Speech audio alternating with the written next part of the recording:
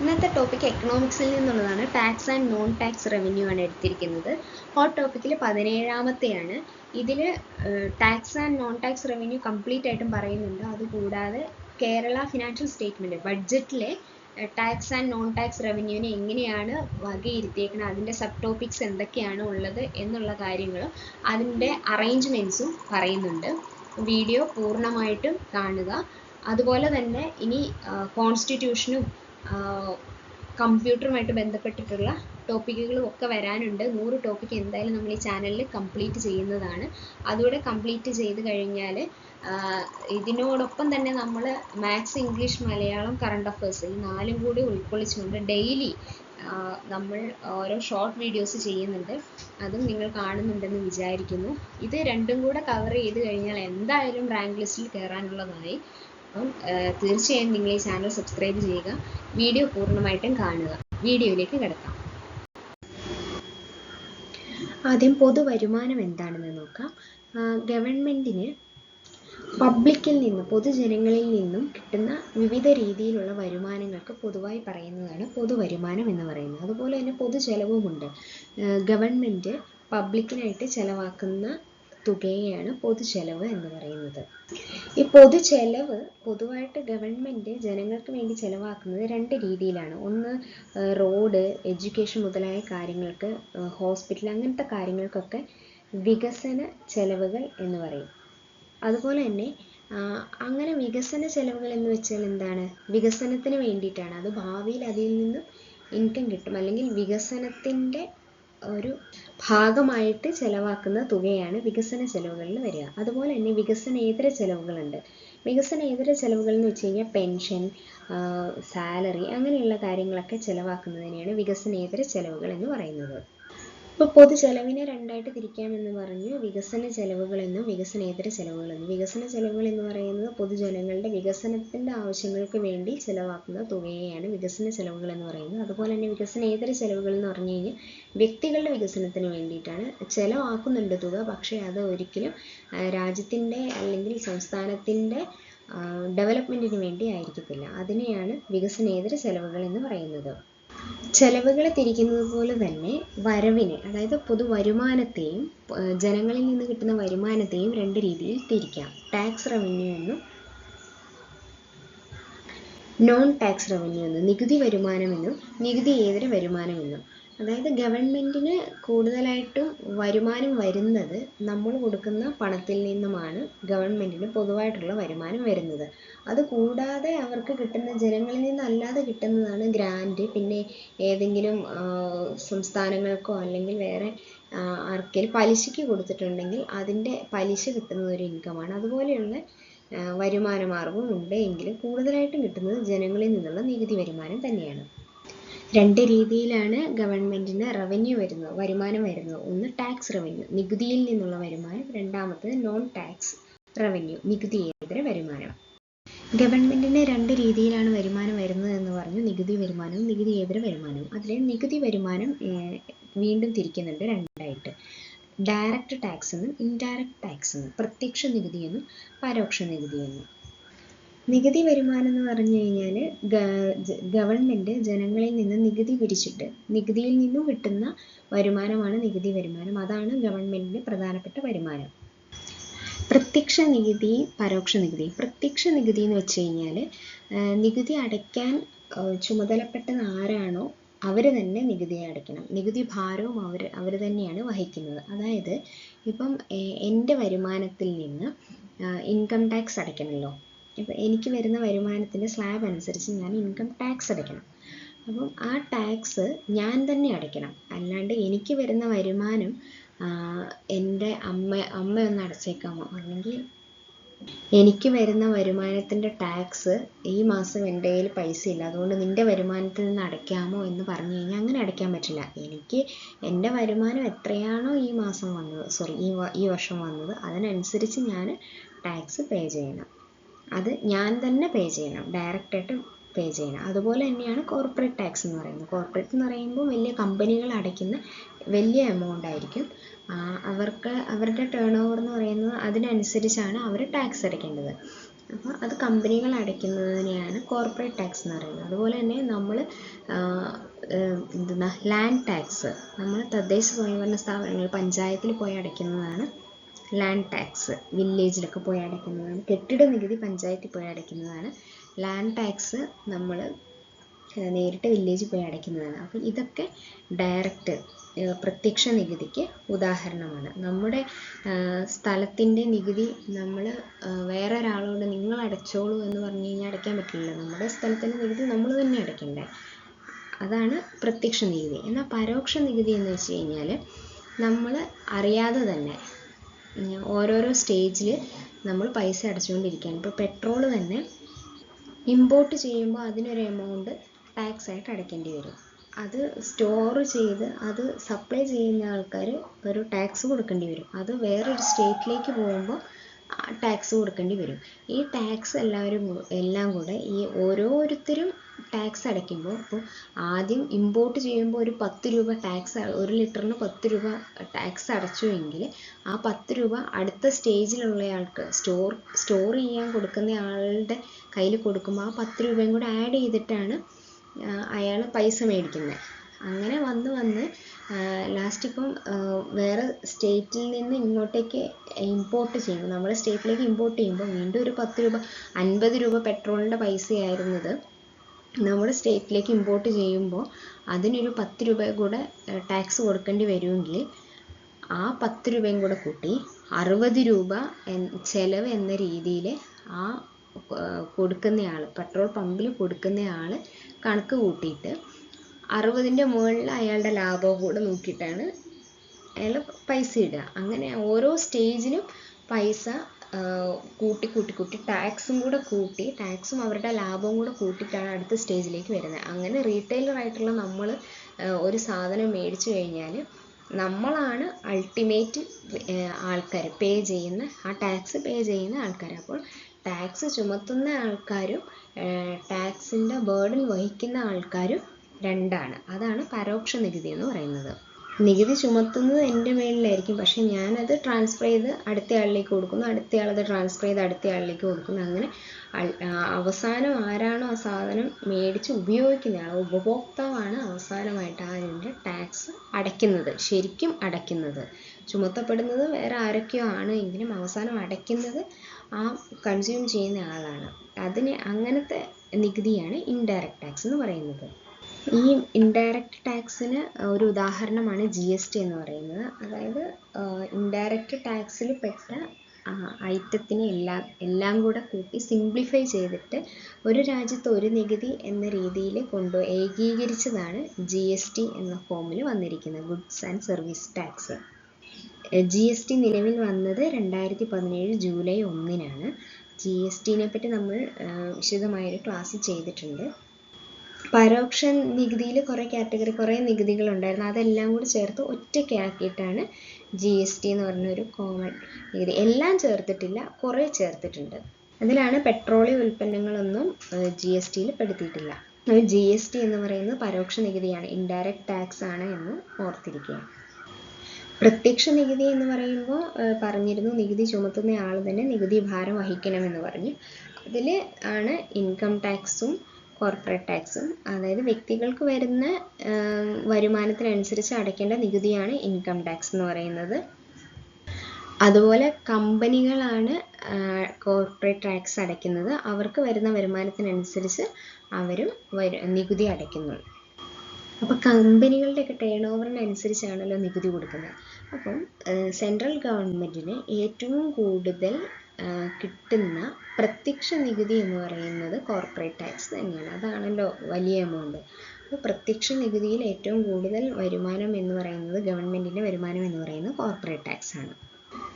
സംസ്ഥാന ഗവൺമെൻറ്റുകൾക്ക് ഏറ്റവും കൂടുതൽ വരുമാനം കിട്ടുന്നത് GSTയിൽ നിന്നാണ്. കാരണം ഇൻകം ടാക്സ് ഒക്കെ പോകുന്നത് സെൻട്രൽ ഗവൺമെൻറ്റിനാണ്. അപ്പം സംസ്ഥാനങ്ങൾക്ക് ഏറ്റവും കൂടുതൽ വരുമാനം കിട്ടുന്നത് GSTയിൽ നിന്നും. അതുപോലെ തന്നെ തദ്ദേശ സ്വയംഭരണ സ്ഥാപനങ്ങൾക്ക് ഏറ്റവും കൂടുതൽ വരുമാനം കിട്ടുന്നത് കെട്ടിട നികുതിയിൽ നിന്നുമാണ്. കെട്ടിട നികുതിയും ഭൂനികുതിയും അങ്ങനെയുള്ളതൊക്കെ. അപ്പോൾ പരോക്ഷ നികുതിയിലാണ് GST എന്ന് പറഞ്ഞു. അപ്പോൾ GSTയിൽ പെട്ടിട്ടുള്ളതാണ് കേന്ദ്ര എക്സൈസ് ഡ്യൂട്ടി, അതുപോലെ തന്നെ സേവന നികുതി, കേന്ദ്ര വിൽപ്പന നികുതി, പിന്നെ സംസ്ഥാന മൂല്യവർദ്ധിത നികുതി, ആഡംബര നികുതി, പിന്നെ പരസ്യ നികുതി, പിന്നെ പ്രവേശന നികുതി, വിനോദവുമായി ബന്ധപ്പെട്ടുള്ള നികുതി, ഇതെല്ലാം GSTയിൽ പെടുന്നതാണ്. ഇതിൽ പബ്ലിക് റവന്യൂവിനെ 2 തരത്തിൽ തിരിച്ചിട്ടുണ്ട്. ടാക്സ് റവന്യൂ എന്നും നോൺ ടാക്സ് റവന്യൂ എന്നും പറഞ്ഞു. അതിൽ ടാക്സ് റവന്യൂവിനെ 2ആയിട്ട് തിരിച്ചു, ഡയറക്റ്റ് ടാക്സ് എന്നും ഇൻഡയറക്റ്റ് ടാക്സ് എന്നും. ഡയറക്റ്റ് ടാക്സിൽ സെൻട്രൽ ഗവൺമെൻറ്റിന് ഏറ്റവും കൂടുതൽ വരുമാനം വരുന്നത് കോർപ്പറേറ്റ് ടാക്സിലാണെന്ന് പറഞ്ഞു. അതുപോലെ തന്നെ ഇൻഡയറക്റ്റ് ടാക്സിൽ സ്റ്റേറ്റ് ഗവൺമെൻറ്റിന് വരുമാനം കൂടുതൽ വരുന്നത് GSTയിലാണെന്നും പറഞ്ഞു. ഈ GSTനെ CGST, SGST, IGST എന്ന് തിരിക്കുക. അതിൽ CGST എന്ന് പറഞ്ഞു കഴിഞ്ഞാൽ സെൻട്രൽ ഗവൺമെൻറ് ചുമത്തുന്ന നികുതിയാണ് സെൻട്രൽ GST. അതുപോലെ തന്നെ സ്റ്റേറ്റ് GST ആണ് SGST, സ്റ്റേറ്റ് ഗവൺമെൻറ് ചുമത്തുന്ന GST ആണ്. അതുപോലെ തന്നെ IGST എന്ന് പറയുന്നത് ഇൻ്റർ സ്റ്റേറ്റ് GST ആണ്. അതായത് 2 സംസ്ഥാനങ്ങൾ തമ്മിൽ എന്തെങ്കിലും ക്രയവിക്രയങ്ങളൊക്കെ നടത്തുമ്പോൾ ചുമത്തപ്പെടുന്ന നികുതിയാണ് ഇൻ്റർ സ്റ്റേറ്റ് GST എന്ന് പറയുന്നത്. അതുപോലെ തന്നെ GST സ്ലാബ് മാറിയിട്ടുണ്ട്. മുമ്പ് 5%, 12%, 18%, 28% എന്നിങ്ങനെയായിരുന്നു കിടന്നിരുന്നത്. അതായത് ഹൗസ് ഹോൾഡ് ഐറ്റംസിനൊക്കെ 5% തേയില, പഞ്ചസാര തുടങ്ങിയ ഐറ്റത്തിനൊക്കെ 5% അത് മാറി. അങ്ങനെയുള്ള സാധനങ്ങൾക്ക്, അതായത് 0% GST ആക്കിയതാണ് പാല്, പിന്നെ health care, educational services, fresh vegetables, ഇങ്ങനെയുള്ള ഐറ്റത്തിനൊക്കെ 0% ആക്കി. പുതിയ GST സ്ലാബുകളാണ് 0%, 5%, 18%, 40%. അങ്ങനെയാണ് പുതിയ GST സ്ലാബ് വരുന്നത്. മുൻപുണ്ടായിരുന്നത് 5, 12, 18, 28 അങ്ങനെയായിരുന്നു സ്ലാബ്. ഈ രണ്ടാമത്തെ ഇമേജിൽ കാണുന്നത് കണ്ടോ, ഇതിൽ പറഞ്ഞുതരാം. ഇതെന്ന് പറയുന്നത് പഴയ GST നിരക്കാണ്. ഇതെല്ലാം ഈ 40% എന്നുള്ള GSTയിലേക്ക് വന്നു. അങ്ങനെയാണ് ഇത് കൊടുത്തിരിക്കുന്നത്. അപ്പോൾ ഇതിൽ ശ്രദ്ധിച്ചാൽ അറിയാം, pan masala, aerated beverage, caffeinated beverages, carbonated juice, cigarettes, tobacco, motor cars, hybrid cars, അതായത് 1200 cc മുകളിലുള്ളത്, പിന്നെ motorcycles of engine capacity 350 cc, പിന്നെ sports items, revolvers, pistols, smoking pipes, non alcoholic beverages, ഇതിനൊക്കെ 28%, 18% അങ്ങനെയായിരുന്നു GST കിടന്നിരുന്നത്. അത് 40%ലേക്ക് ആക്കിയിട്ടുണ്ട്. അതുപോലെ തന്നെ AC, ഡിഷ് വാഷ്, അതുപോലെ തന്നെ 1500 cc വരെയുള്ള കാറുകൾ, ഡീസൽ കാറുകൾ, 1200 cc വരെയുള്ള പെട്രോൾ കാറുകൾ, പിന്നെ 3 വീലർ, ഓട്ടോ, പിന്നെ ആംബുലൻസുകൾ, പിന്നെ അങ്ങനെയുള്ള ഐറ്റംസ്, അഗർബത്തി, അപ്പാരൽ, 2500 രൂപയ്ക്ക് മുകളിലുള്ള ഡ്രസ്സ് ഐറ്റംസിനൊക്കെ 12% അതുപോലെ തന്നെ അഗർബത്തിക്കും 12% GST. അത് രണ്ടും ഇപ്പോൾ 18%ലേക്ക് കൂട്ടിയിട്ടുണ്ട്. ബാക്കിയുള്ളതൊക്കെ കുറയ്ക്കുകയാണ് ചെയ്തത്, പക്ഷേ ഇത് കൂട്ടിയിട്ടുണ്ട്, അത് ഓർക്കുക. അതുപോലെ തന്നെ നോൺ ആൽക്കഹോളിക് ബിവറേജസിന് 18% GST, അത് 40%ലേക്കാണ് കൂട്ടിയിരിക്കുന്നതെന്ന് ഓർക്കാം. പിന്നെ 5% GSTയിൽ വരുന്നതാണ് bakery items, chocolate, cocoa powder, coffee extracts, അങ്ങനെയുള്ള ice creams, hair oil, dental care, പിന്നെ ബൈസൈക്കിൾ, ട്രൈസൈക്കിൾ, കണ്ടൻസ്ഡ് മിൽക്ക്, പിന്നെ ഇവിടെ നോക്കേണ്ട ട്രാക്ടറിൻ്റെ ടയർ, ട്രാക്ടർ പാർട്സുകൾ, തെർമോമീറ്റർ, പിന്നെ cheese, coconut water, coffee, foams, hair correctives, കണ്ണടേൻ്റെ ഒക്കെ 12% ഡേറ്റ്സ്. മെയിനായിട്ട് 12% GSTയിൽ കിടന്നതും 18% GSTയിൽ കിടന്നതുമെല്ലാം 5%ലേക്ക് ആക്കിയിട്ടുണ്ട്. ഇനി 0% GSTയിൽ വരുന്നതാണ് മെയിനായിട്ട് പൊറോട്ട, ചപ്പാത്തി, റൊട്ടി, ബ്രെഡ്, അങ്ങനെയുള്ള ഐറ്റത്തിനൊക്കെ 0% ആക്കി. പിന്നെ ബുക്കുകൾ, നോട്ട്ബുക്കുകൾ, lab book, graph book, map, pencil, crayons, paneer, pizza bread, അങ്ങനെയുള്ള ഐറ്റംസ് എല്ലാം 0% ആക്കി. ഇതിൽ ഇന്ത്യൻ ബ്രെഡ് എന്ന് പറയുന്ന ഐറ്റംസിൽ പെടുന്ന 18% GSTയിൽ പെടുന്ന ഐറ്റംസ് എല്ലാം 0% ആക്കി എന്നുള്ളത് ഓർത്തിരിക്കുക. 12% കിടന്നിരുന്ന ബുക്കുകൾ, മാപ്പ്, പെൻസിൽ തുടങ്ങിയവയെ 0% GST ആക്കി. പിന്നെ 5%ൽ കിടന്നിരുന്ന പനീർ, പിസ്സ ബ്രെഡും ചപ്പാത്തി റൊട്ടിയൊക്കെ 0% ആക്കി. ഇത്രയും ഒന്ന് നോക്കി വെക്കുക. ഇതിനിടയ്ക്ക് ചോദിച്ചാലും നമ്മൾ പറയണം, പക്ഷേ ഓപ്ഷനിൽ തന്നാൽ. പക്ഷേ മെയിനായിട്ട് പഠിച്ചു വെക്കേണ്ടത് അങ്ങനെ ഓർത്താൽ മതി. 0% വരുന്നത് ഏതൊക്കെയാണെന്ന് ഓർത്തിരിക്കുക. Essentials like food grains, life saving medicines, വെജിറ്റി മിൽക്ക്, പനീർ, ബ്രെഡ്, ഈ ഐറ്റംസ് ഒക്കെയാണ് 0% GST വരുന്നത്. അതുപോലെ തന്നെ 5% വരുന്നതാണ് മെറിറ്റ് ഗുഡ്സ്, FMCGs, സോമാപ്രിങ് പാരന്റ് അറിയില്ല, പേഴ്സണൽ കെയർ, ഇതൊക്കെ 5% വരുന്നതാണ്. പിന്നെ 18% വരുന്നതാണ് standard rate of most goods and services including electronics. 40% വരുന്നതാണ് luxury and sin goods like high end cars, tobacco, അങ്ങനെയുള്ള സാധനങ്ങൾക്ക് 40%ലാണ് വന്നിരിക്കുന്നത്. ഇത് മാത്രമെങ്കിലും ഓർത്തിരിക്കുക. അപ്പോൾ നമ്മൾ ഇത്രയും നേരം പറഞ്ഞത് ഗവൺമെൻറ്റിൻ്റെ നികുതി വരുമാനങ്ങളാണ്. ഏതൊക്കെയായിരുന്നു? ഒന്ന് നമ്മുടെ ഡയറക്റ്റ് ടാക്സ്, അത് ഇൻകം ടാക്സ്, കോർപ്പറേറ്റ് ടാക്സ് ഒക്കെ. പിന്നെ ഇൻഡയറക്റ്റ് ടാക്സിൽ പ്രധാനമായിട്ട് വരുന്നത് GST ആണ്. അതിൽ എക്സൈസ് ഡ്യൂട്ടി, സെയിൽസ് ഡ്യൂട്ടി, അങ്ങനത്തെ സെയിൽസ് ടാക്സ് ഒക്കെ തുടങ്ങിയ കുറേ എണ്ണം കൂടി വരുന്നതാണ് GSTയിൽ. അതുപോലെ തന്നെ GST ആണ് CGST, SGST, IGST എന്ന് 3ആയിട്ട് തിരിച്ചിട്ടുണ്ട്. അതുപോലെ തന്നെ GSTയിൽ നിന്ന് ഒഴിവാക്കിയ ചില ഐറ്റംസ് ആണ് പെട്രോളിയം ഉൽപ്പന്നങ്ങൾ, അതുപോലെ തന്നെ ഡീസൽ, പ്രകൃതിവാതകം പോലുള്ള സാധനങ്ങൾ, പിന്നെ വൈദ്യുതി, പിന്നെ മദ്യം, മനുഷ്യ ഉപയോഗത്തിനുള്ള മദ്യവും GSTയിൽ നിന്ന് ഒഴിവാക്കിയിട്ടുണ്ട്. പിന്നെ ഒരു കാര്യമാണ് സർചാർജ് എന്ന് പറയുന്നത്. സർചാർജ് എന്ന് പറയുന്നത് നികുതിക്ക് മേൽ ചുമത്തുന്ന നികുതിയാണ്, നികുതിക്ക് മേൽ വരുന്ന നികുതിയാണ്. ചില ആവശ്യങ്ങൾക്ക് വേണ്ടി ഗവൺമെൻറ് ഇപ്പോൾ നമ്മുടെ വെള്ളപ്പൊക്കത്തിൻ്റെ ഒക്കെ സമയത്ത് അല്ലെങ്കിൽ എന്തെങ്കിലുമൊക്കെ പ്രത്യേക ആവശ്യത്തിന് വേണ്ടിയിട്ട് ഗവൺമെൻറ് നിങ്ങൾ ഇൻകം ടാക്സോ അല്ലെങ്കിൽ എന്തൊക്കെ ടാക്സ് അടച്ചാലും ഇത്ര വരുമാനത്തിന് മുകളിലുള്ളവർ ഇത്ര രൂപ സെസ്സായിട്ട് കൂടെ അടയ്ക്കണം, എത്ര കാലത്തേക്ക് വേണ്ടിയിട്ടാണ്, അത് കഴിയുമ്പോൾ അവരത് നിർത്തുകയും ചെയ്യും. അതാണ് സെസ് ചാർജ് എന്ന് പറയുന്നത്. ഇനി നികുതി ഏതര വരുമാനം, നോൺ ടാക്സ് റവന്യൂവിൽ വരുന്നതാണ്. ഈ tax revenue, non tax revenue എന്ന് വെച്ച് കഴിഞ്ഞാൽ റവന്യൂ ഗവൺമെൻറ്റിന് തിരിച്ചു കൊടുക്കേണ്ടാത്ത വരുമാനങ്ങളെയാണ്. അത് ഞാൻ പറയാം, ഇതൂടെ കഴിഞ്ഞിട്ട് പറയാം.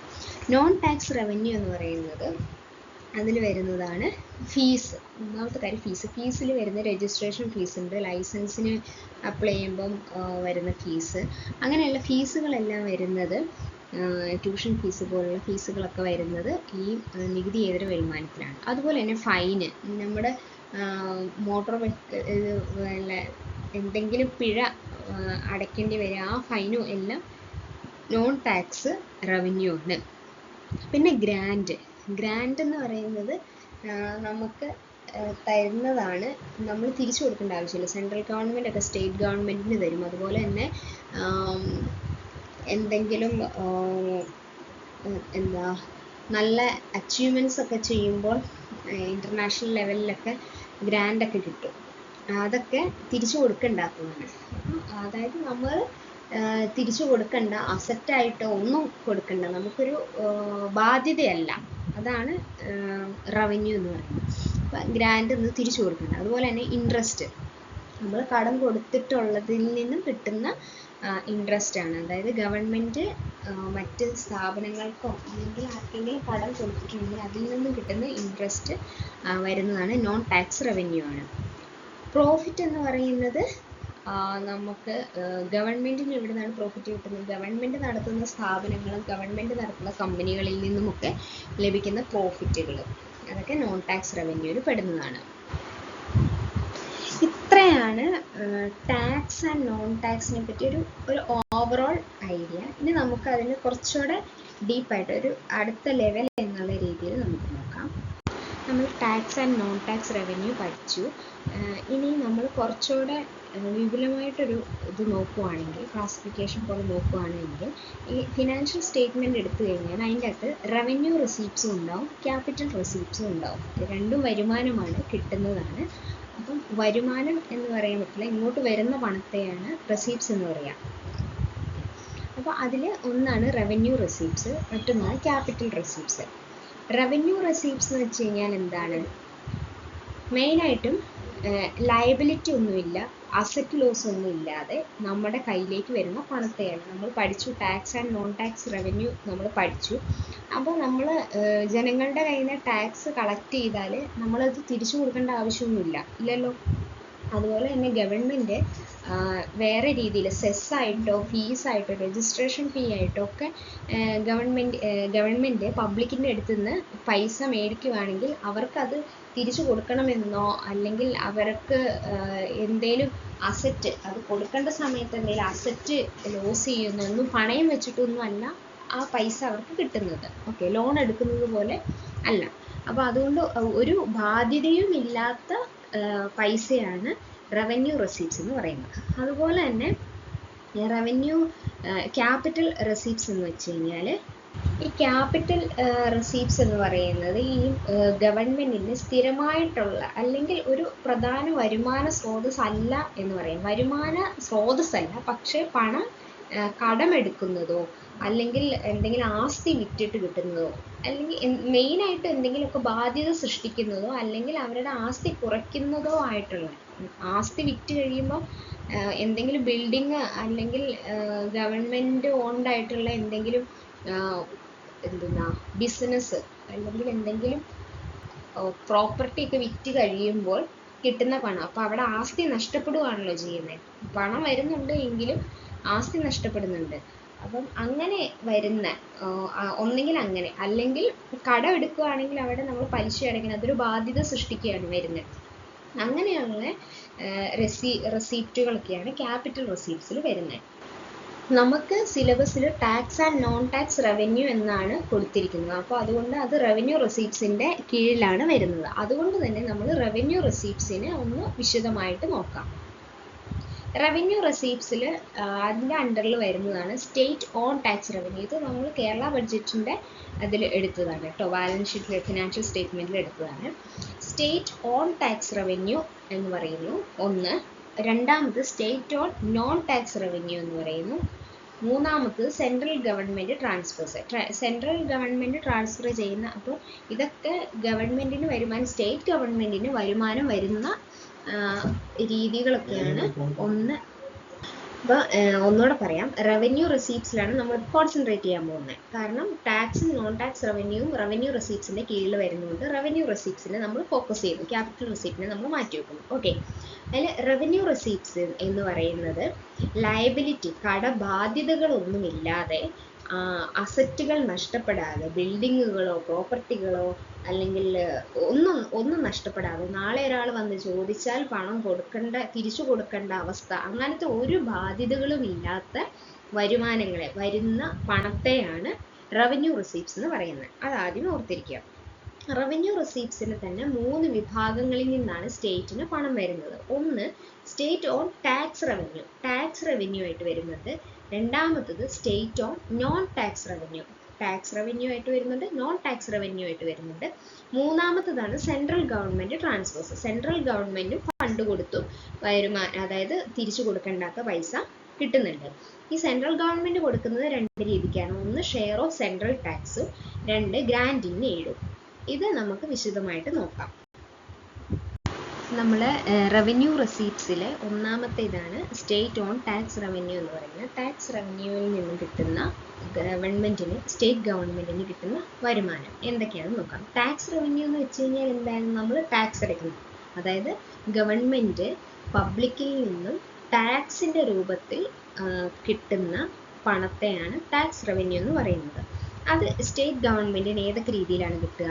ഒന്നാമത്തെ SGST, GSTയിൽ സ്റ്റേറ്റ് ഗവൺമെൻറ്റിൻ്റെ വിഹിതമാണ് SGST എന്ന് പറയുന്നത്, സ്റ്റേറ്റ് GST എന്ന് പറയുന്നത്.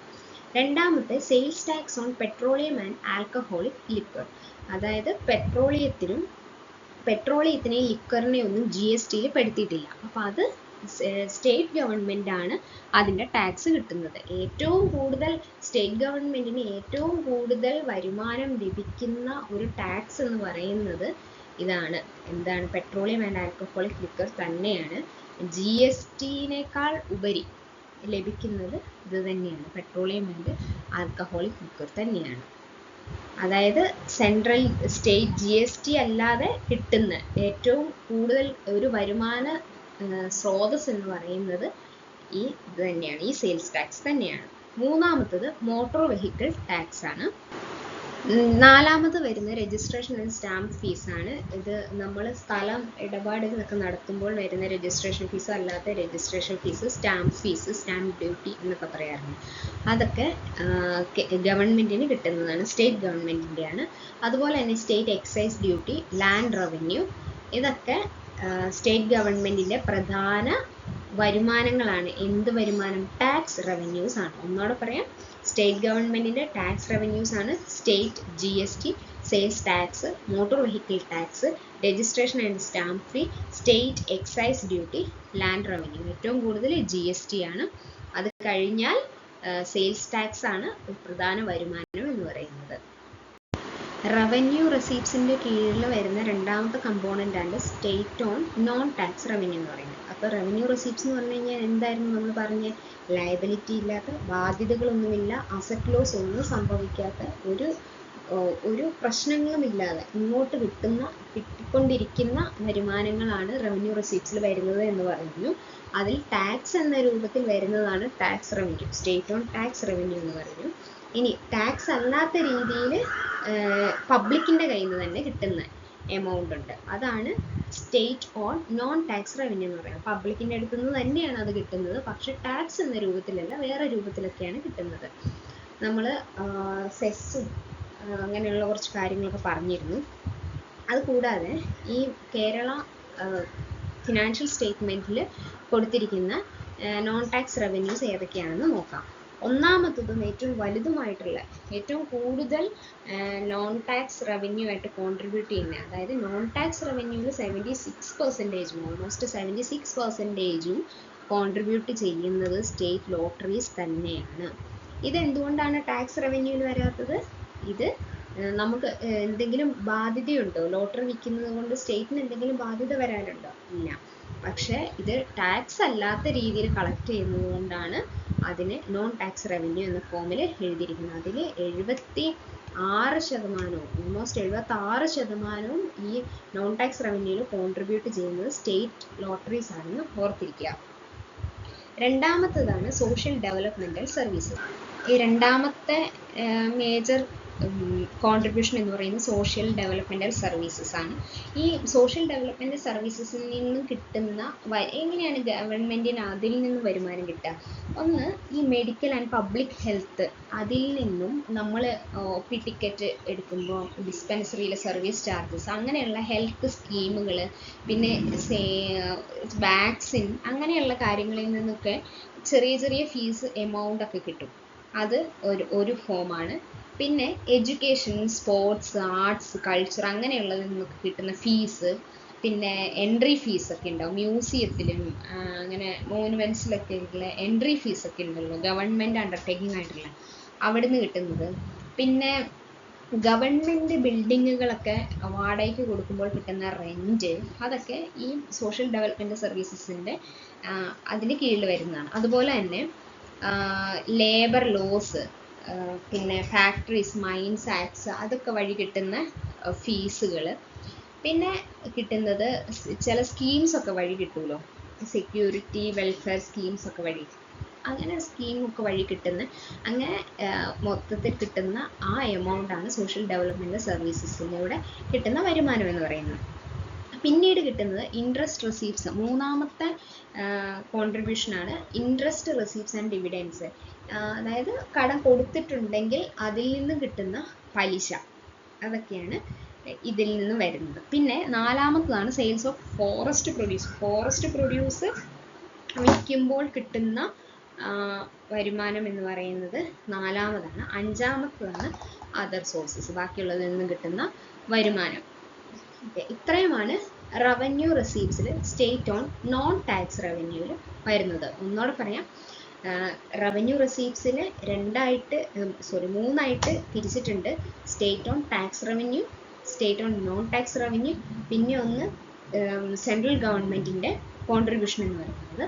അപ്പോൾ അതിൽ ടാക്സ് റവന്യൂ നമ്മൾ പറഞ്ഞു, നോൺ ടാക്സ് റവന്യൂ ആണ് ഇപ്പോൾ പറയുന്നത്. State lottery, social development services, interest receipts and dividends, sale of forest produce and other sources. ഇനി നമുക്ക് അടുത്തതിലേക്ക് കിടക്കാം. നമ്മൾ റവന്യൂ റെസീപ്റ്റ്സിനാണ് പറഞ്ഞുകൊണ്ടിരിക്കുന്നത്. റവന്യൂ റെസീപ്റ്റ്സ് എന്ന് പറയുന്നത് സ്റ്റേറ്റ് ഗവൺമെൻറ്റിൻ്റെ റവന്യൂ റെസീപ്റ്റ്സ് എന്ന് പറയുന്നത് സ്റ്റേറ്റ് ഗവൺമെൻറ്റിന് കിട്ടുന്ന വരുമാന സ്രോതസ്സുകൾ. അത് തിരിച്ചു കൊടുക്കേണ്ടതോ ഒരു ബാധ്യതയുള്ളതോ ഒന്നുമല്ല. ഒരു ബാധ്യതയും ഇല്ലാതെ സ്റ്റേറ്റ് ഗവൺമെൻറ്റിന് കിട്ടുന്ന വരുമാനങ്ങളാണ് റവന്യൂ റെസീപ്റ്റ്സിൽ വരിക എന്ന് പറഞ്ഞു. അതിലൊന്നാമത്തതാണ് ടാക്സ് റവന്യൂ എന്ന് പറഞ്ഞു.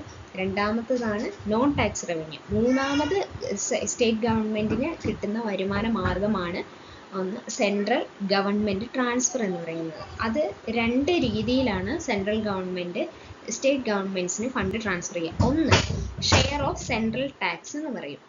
ഈ ഷെയർ ഓഫ് സെൻട്രൽ ടാക്സ് എന്ന് പറയുന്നത് ഈ സെൻട്രൽ ഗവൺമെൻറ് ആണ് ഓൾമോസ്റ്റ് നികുതികൾ മൊത്തം മേടിക്കുന്നത്. അതായത് ഇൻകം ടാക്സും എല്ലാ കോർപ്പറേറ്റ് ടാക്സും അങ്ങനെ എല്ലാ ടാക്സും GST ഉൾപ്പെടെയുള്ള ടാക്സുകളൊക്കെ സെൻട്രൽ ഗവൺമെൻറ് ആണ് എടുക്കുന്നത്.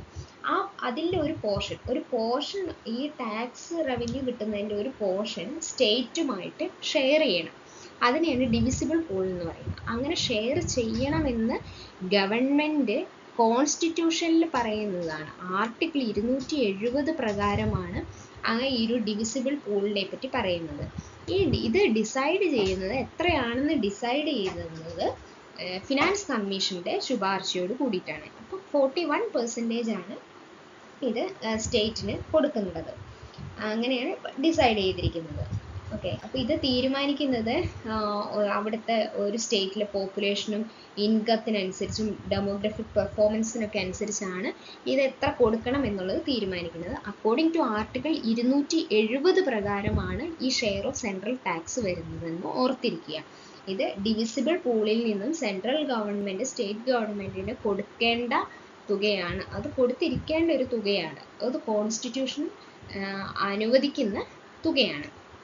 രണ്ടാമത്തെ വരുമാനം കിട്ടുന്ന മാർഗമാണ് സെൻട്രൽ ഗവൺമെൻറ് ട്രാൻസ്ഫർ ചെയ്യുന്നതാണ് ഗ്രാൻഡ് ഇൻ എയ്ഡ് എന്ന് പറയും. അതായത് സഹായിക്കുക. ഓക്കെ, അത് ആർട്ടിക്കിൾ 275 പ്രകാരമാണ് അത്.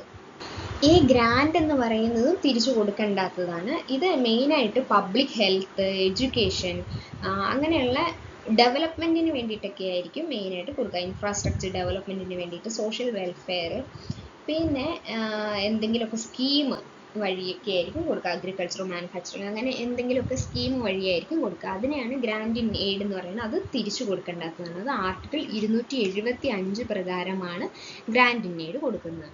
അപ്പോൾ ഈ 2 വിഭാഗങ്ങൾ വഴിയും സ്റ്റേറ്റ് ഗവൺമെൻറ്റിന് വരുമാനം വരും. അതായത് അവരുടെ ഫിനാൻഷ്യൽ സ്റ്റേറ്റ്മെൻറ്റിൽ വരുന്ന റവന്യൂ റിസീപ്റ്റ്സിൽ വരുന്ന കാര്യങ്ങളാണ് tax revenue, non tax revenue, central government transfers. ഇത്രയാണ് ടാക്സ് ആൻഡ് നോൺ ടാക്സ് റവന്യൂവിനെ പറ്റി ഓവറോൾ പറയാനുള്ളത്. ഓൾമോസ്റ്റ് എല്ലാം പറഞ്ഞു എന്ന് വിചാരിക്കുന്നു. വീഡിയോ നിങ്ങൾക്ക് ഉപകാരപ്പെടുമെന്നുള്ളത് തീർച്ചയാണ്. ഉപകാരപ്പെട്ട് കഴിഞ്ഞാൽ ചാനൽ സബ്സ്ക്രൈബ് ചെയ്യുക. ബാക്കിയുള്ള കൂടെയുള്ളവർക്ക് ഷെയർ ചെയ്ത് കൊടുക്കുക, ലൈക്ക് ചെയ്യുക. Thank you. എക്കണോമിക്സിൻ്റെ ഭാഗത്തെ ഹോട്ട് ടോപ്പിക്സ് കഴിഞ്ഞു. ഇനി നമ്മൾ fundamental rights, list, amendments, DPSP, civil service അങ്ങനെയുള്ള കാര്യങ്ങൾ, പിന്നെ കമ്പ്യൂട്ടറുമായിട്ട് ബന്ധപ്പെട്ട ഇമ്പോർട്ടൻറ്റ് ടോപ്പിക്സ് അതൊക്കെയാണ് നോക്കാനുള്ളത്. അപ്പം എല്ലാ ടോപ്പിക്കും നമ്മൾ കവർ ചെയ്യുന്നതാണ്. മുടങ്ങാതെ വീഡിയോസ് ലഭിക്കാനായി ചാനൽ സബ്സ്ക്രൈബ് ചെയ്യുക. Thank you.